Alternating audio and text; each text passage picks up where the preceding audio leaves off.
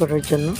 তো আমি এরকম একটা চামচ দিয়ে খুব দ্রুত গতিতে মাছের আঁশগুলো খুব ভালো করে পরিষ্কার করে নেব। এই মাছটা আজকে আমি বোনা করব,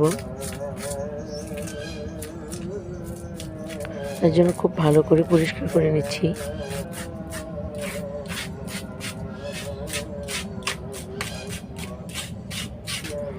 এরকমভাবে দিয়ে রাখলে খুব দ্রুত গতিতে পরিষ্কার হয়ে যায়।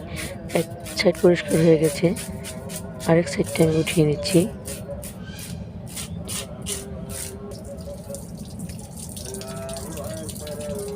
এখন আমি পানি দিয়ে খুব ভালো করে এটাকে ঘষে পরিষ্কার করে নেব।